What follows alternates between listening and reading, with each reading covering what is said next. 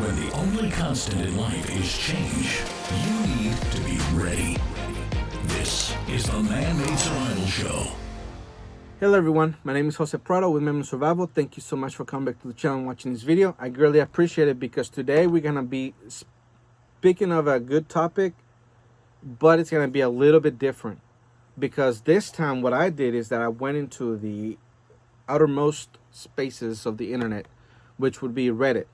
All right, I went into Reddit and I went into one of the groups and I looked at what people are asking, because you know there's survival groups and everybody has their input, everybody has their idea of how crap is gonna hit the fan and what should be the proper procedure. Now I went on there and of course I'm bringing you my opinion on the questions that they had on there, the inputs that they had on there. So that's what we're gonna be doing different today. But before I go any further, I want to remind you about our very first sponsor for the show. It's GreenMedicineEncyclopedia.com. Green Medicine Encyclopedia is a science-based encyclopedia providing research evidence for nutritional medicine and natural health therapies. We partner with Green Medicine Works to bring you the best medical encyclopedia money can buy. In case you have a crap hit the fan scenario or an incident when you require immediate medical attention.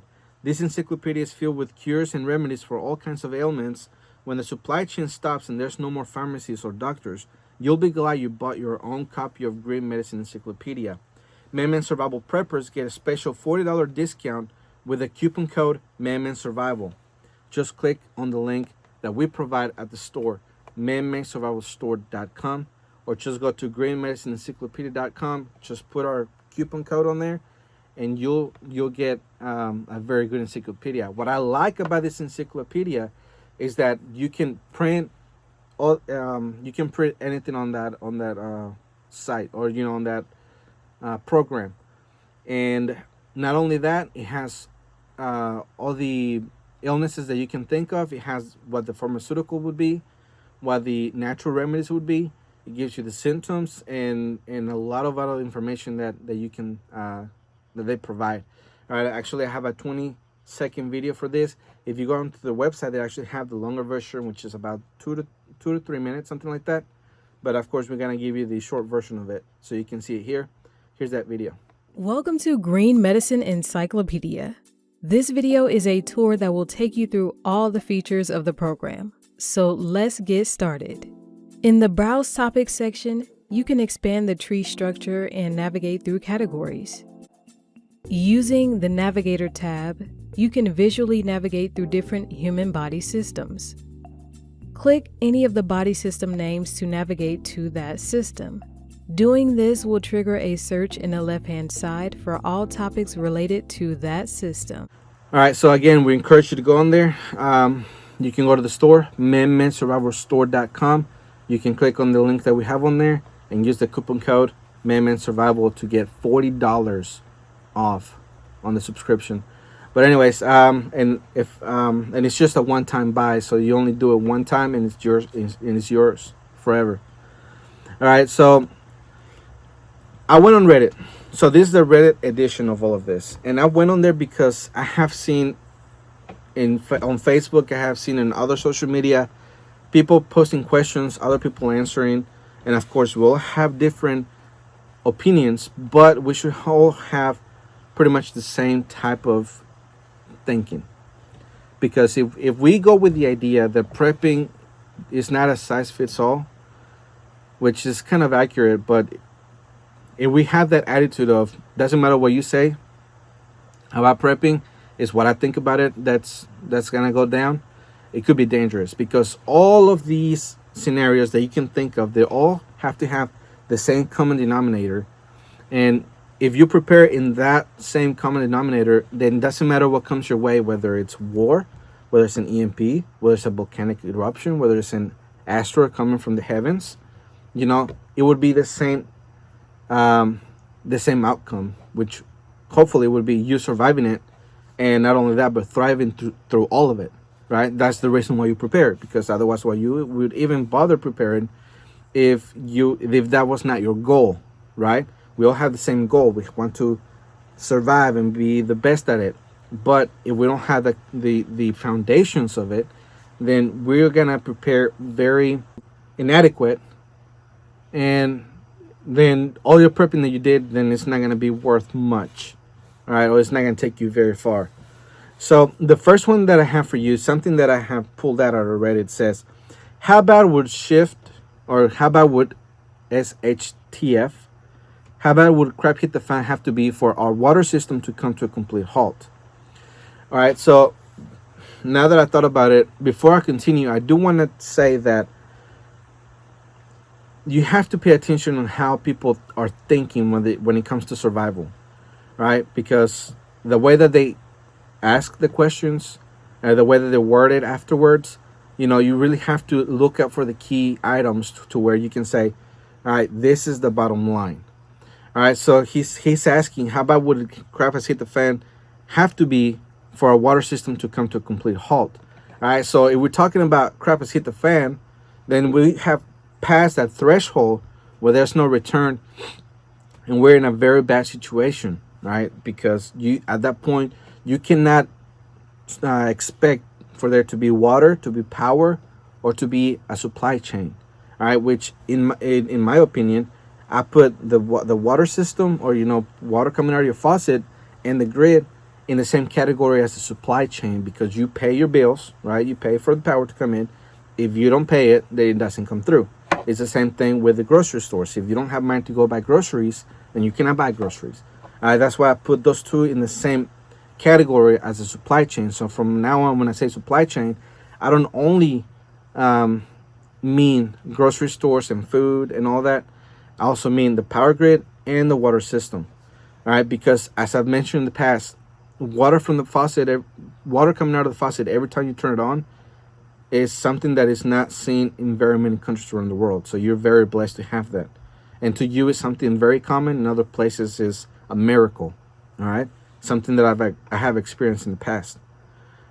So now that he asked, he said this: hi all, I live in Phoenix, and my main concern if crap hits the fan is water. I'm fairly prepped, but I've always wondered at what point would there be no running water. Does anybody have any knowledge as to how the city water system works, and would care to educate us on the subject? I suppose I'm hoping, for the lack of a better word, that society would have to be in a state of decay if tap water were to stop running, and if the situation is that bad, I may have to relocate already anyways. Any help is greatly appreciated. Thank you all in advance. All right, so if we're talking about crap has hit the fan, we have passed that threshold where things are not normal. There's not people working day and night to make sure that there's still water, that there's still power running through your house.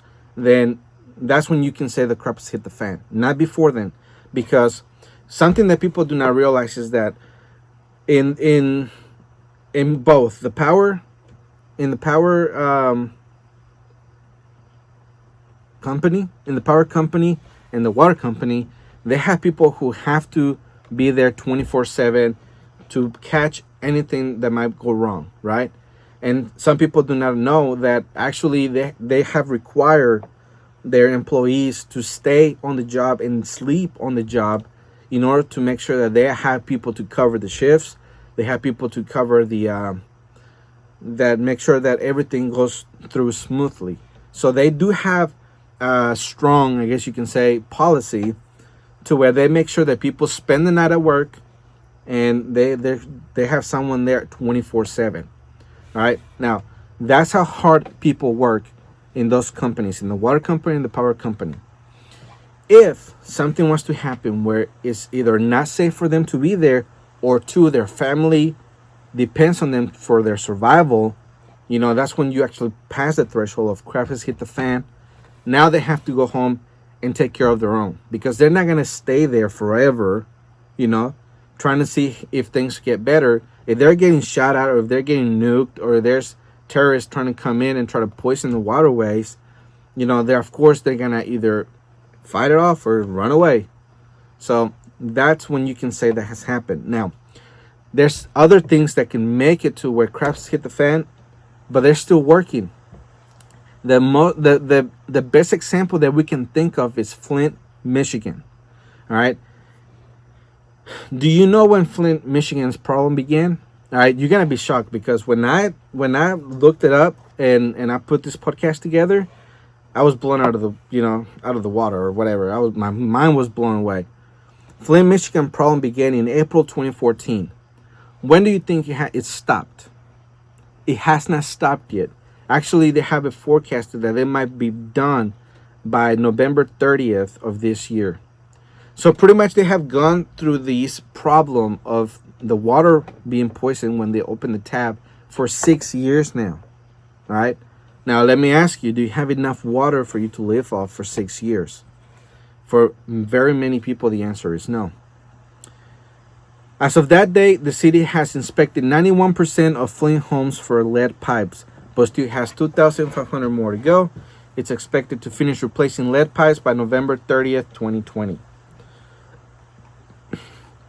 All right. With that, I also brought out an article that I found on this.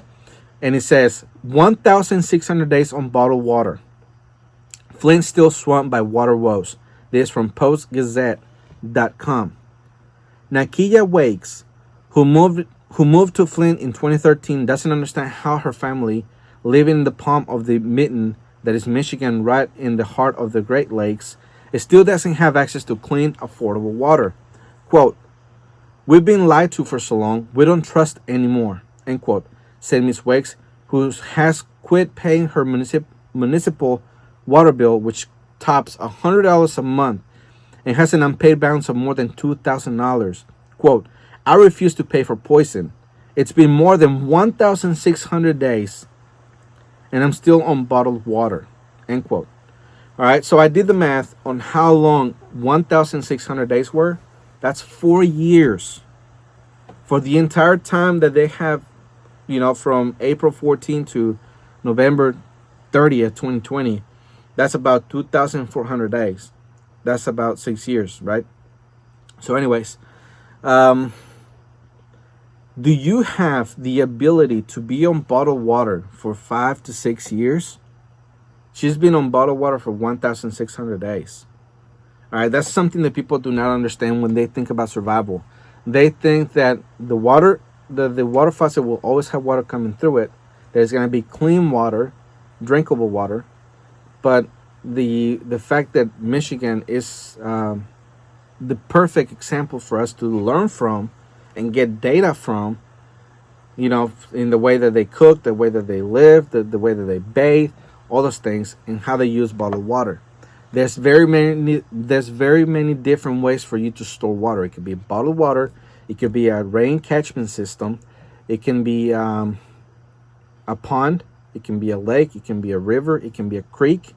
It can be aquifers, I think it's called, under the ground. It can be very many ways, but you have to make sure that if you don't already live in a place that has water coming through 24/7, right, for any season of the year, then you have to make sure your bug out location meets that requirement, because you could be on not only bottled water, but you can be on rain catchment systems water, you can be on pond water, and you can be on river water for a very, very long time. And we're talking about a real crop escape fencing area, of course. All right. Now, that was one of the things that somebody asked, and that's where I brought that article, so you can really think about it and make that part of your preparedness. All right. The next, I'm moving to another question that I found on there. It says, first time doing long-term storage with Mylar bags. Had a few questions. What size bag will hold roughly 10 pounds of flour or sugar? Is it a mistake to store that many pounds in one bag?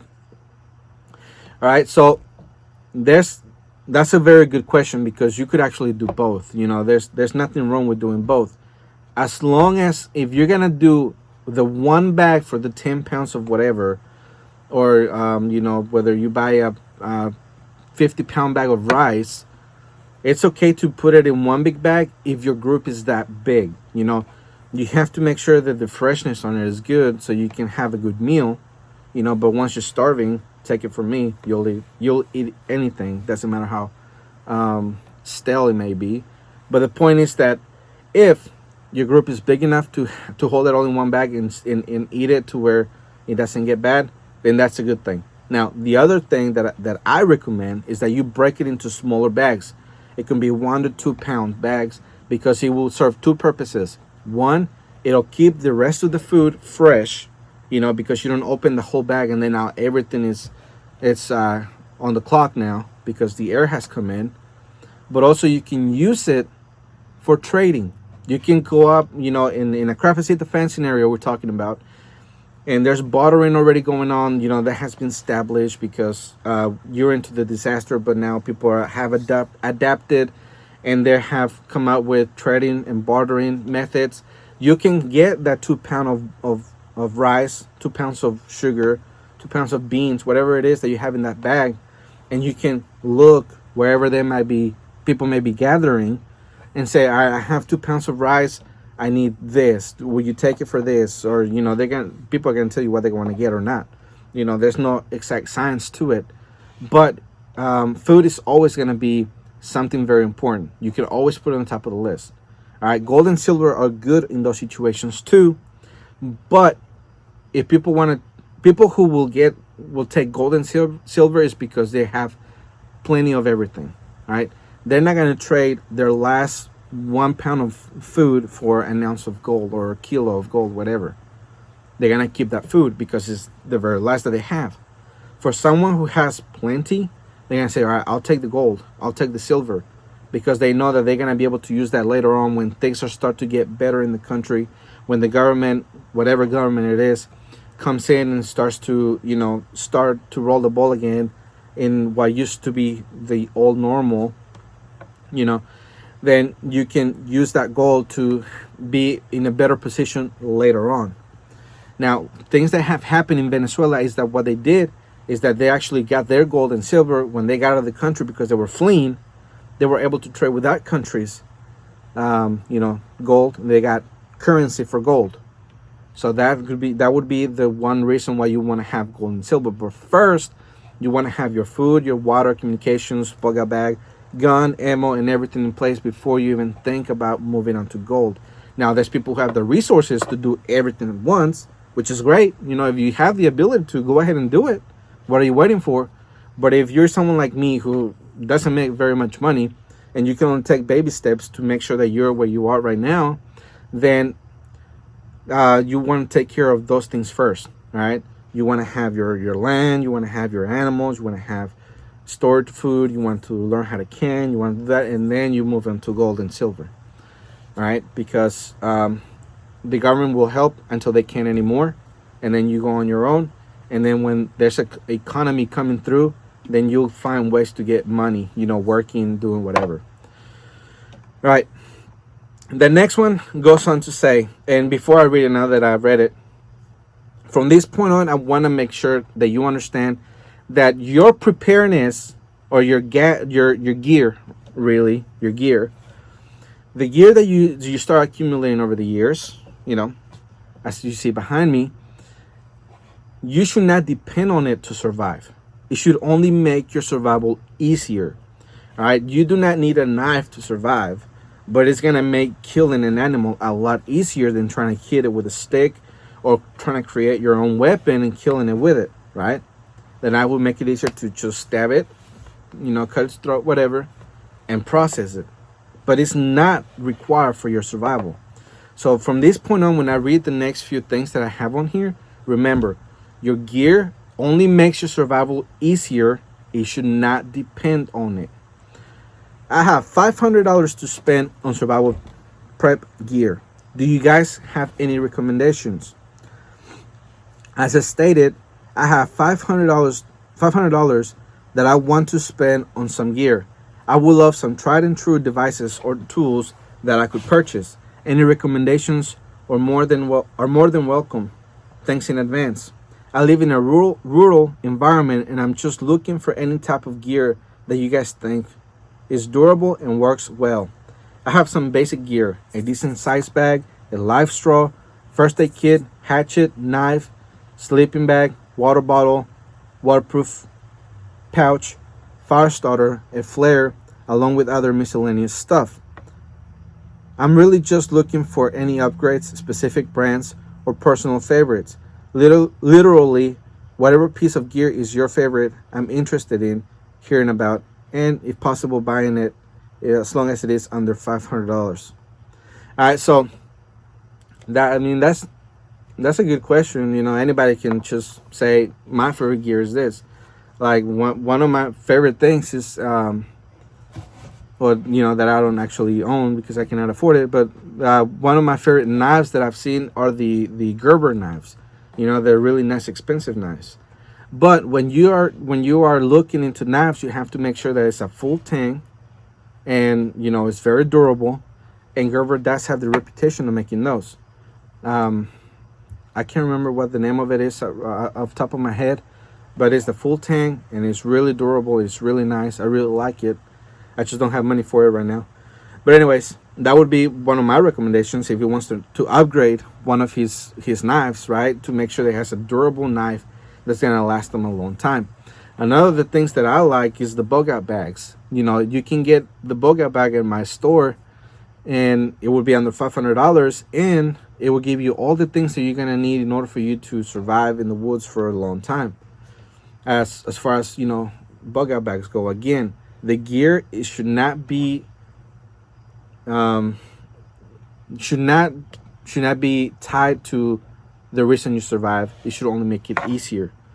Now, on here, I wrote a few things. You can get a bug out bag, radios, ham radio, full tank, knives, flashlights. All right, and before I continue on the list, I do have my favorite. This is my favorite flashlight. All right, it's the Nightcore MT21C. I really love this flashlight.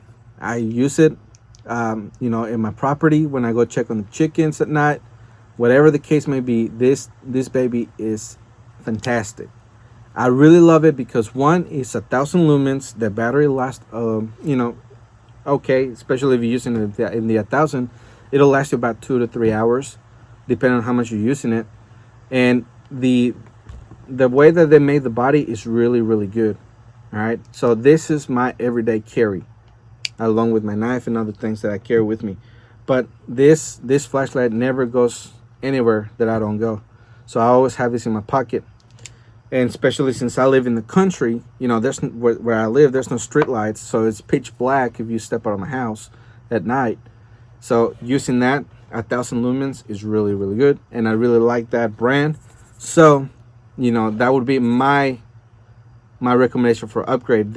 So yes, that is what you should be looking into. Also, you can get boots. You can always have a good pair of boots, because if you're forced to leave your house and go on foot wherever you go, then having a good pair of boots is going to be essential.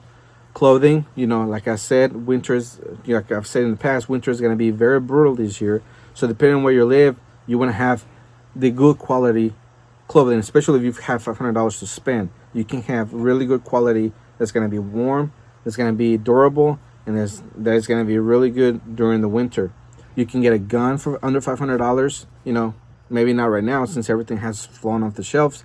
But the point is that you can have a really good gun. You can get a lot of ammo for $500 too. You can get a scope for your rifle, whether it's an AR-15 or a hunting rifle. You can get a really nice scope with $500.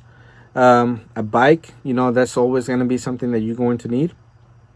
You can get a regular bike, a very nice one for under $500. And of course, a bow and arrow. You always want to have a bow and arrow, because you're going to have to, sometime in the future, going to hunt very quietly. Because if you're in a crop defense scenario and you're shooting deer, for one, you're telling everyone where you are, and two, that you went out hunting, and they're going to try to get your kill by waiting on you to go get it and then shooting you in the back. All right, so having a bow and arrow is probably going to be something very beneficial for you to have in a crop defense scenario. All right, and the list can go on and on and on, but I want to move on to the next thing. The next one says, I think entertainment is really overlooked in the prepper community. It's great that you have 10 years of food, but what happens to morale when you have nothing to do except twiddle your things for 16 hours a day? All right, so this one is where I want to step in and say, all right, if we're talking about a real crop defense scenario, right, where we're being realistic, you're not going to have 16 hours a day to just sit there and not do anything. There's going to be a lot of things going on around you, a whole lot. For one, if there's no chaos, you're supposed to have your farm animals. You're supposed to have your garden. That's gonna take a lot of work. Pulling out weeds, making sure that the little insects are not eating your crops. The animals, make sure that they're not, that their coop or their housing is clean, that they're not getting sick, that you're picking up eggs, that you milking your goats, cow, whatever it is that you may have. Also, you're gonna have to be checking your perimeter 24/7. You're also gonna have to make sure that if you go hunting, that you can process the meat and all that. There's other things that you can do. You can actually get new skills. Something that I did this whole time that my kids had been home because they're not being able to go to school is that I taught them new skills. And they know how to make a fire, they know how to make shelter, things that they're old enough to actually understand and do on their own. And running drills and all those things. I did not just let them sit idly by playing video games or whatever. I make sure that they learn something this entire time, right? So it's important for you to do that. Now, if you have 16 hours a day, there's going to be a lot of things going on. Now, if there's chaos going on out there, you're going to have all that time to protect your family, to protect your property, and make sure that there's not a type of invasion going on that they might try to take your stuff because they see that you have crops, they see that you have animals, and that you're well armed.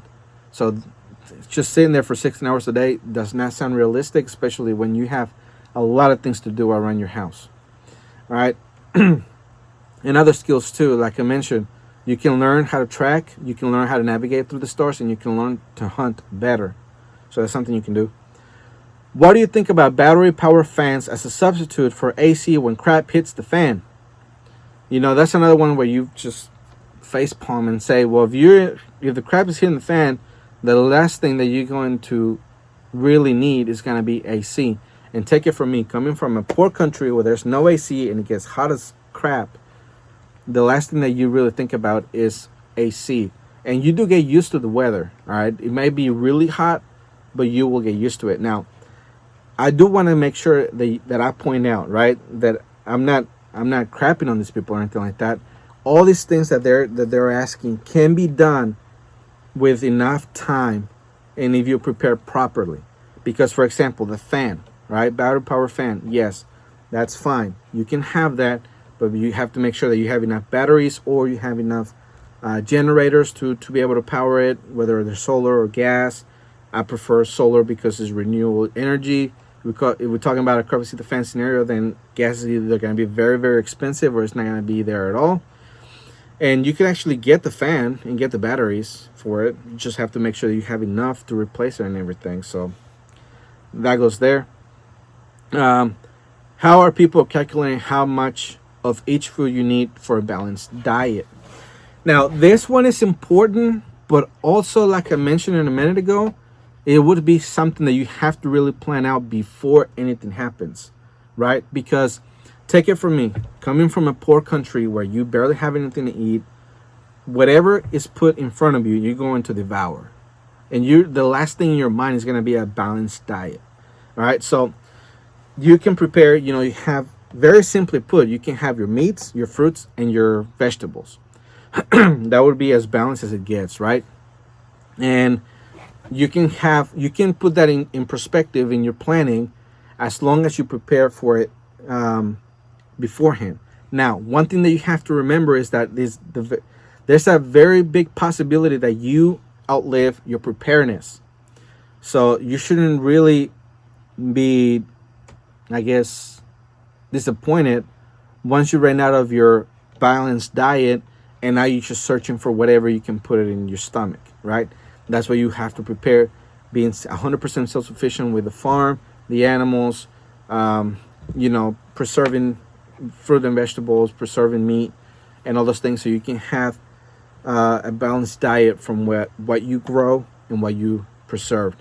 All right, and that's why it's important to have all of this beforehand, especially if you don't have much of an income, like me. I don't have much of an income, so everything that I know that I've had put together is from years of savings, years from learning, from having very expensive mistakes, And all this information and all this knowledge I bring it to you so you can learn from my mistakes, and I can point you to the right direction. All right, so that's what I hope I accomplish on this 30-minute video now that I see it on the screen. All right, so again, I want to encourage you and I want to remind you, your gear should not be the reason you survive. It should only make your survival a lot easier. All right, and when you plan for any disaster, plan for there to not be any supply chain at all, and that also includes no water, no power, as long as along with no grocery stores. All right, that should be the common denominator, the bottom line, the foundation of any of your preparedness that you would ever think about, because it doesn't matter what it is, you can always narrow it down to those. And once you prepare along those lines, anything that comes your way, you're going to be able to survive it, God willing. But anyways, I want to leave you with that. Again, I want to remind you about our very first sponsor of this show that I'm very excited to announce, as I have announced them to you earlier. Is from greenmedicineencyclopedia.com. Green Medicine Encyclopedia is a science-based encyclopedia providing research evidence for nutritional medicine and natural health therapies. We partner with Green Medicine Works to bring you the best medical encyclopedia money can buy in case you have a crap defense scenario or an incident where you require immediate medical attention. This encyclopedia is filled with cures of remedies of all kinds of illness. When the supply chain stops and there's no more pharmacists or doctors, you'll be glad you bought your own copy of Green Medicine Encyclopedia. Man Survival Preppers get a special $40 discount with the coupon code ManSurvival, and you can find the link to it at mansurvivalstore.com. And I don't know how long this discount is going to be good for, so take advantage of it before the time runs out. So again, go to greenmedicineencyclopedia.com or go to mansurvivalstore.com to find the link to find this encyclopedia. And again, you can download anything off this page. You can look up a common cold. You can look up the flu. And it'll give you the symptoms. It'll give you what pharmaceuticals you would use, or the natural medicine that you would use, and how to prepare it and all that. All right, so that's why I encourage you to go to greenmedicineencyclopedia.com and use the coupon code ManSurvival to get $40 off. But anyways, I want to leave you with that again. My name is Jose Prado, and remember, always ready.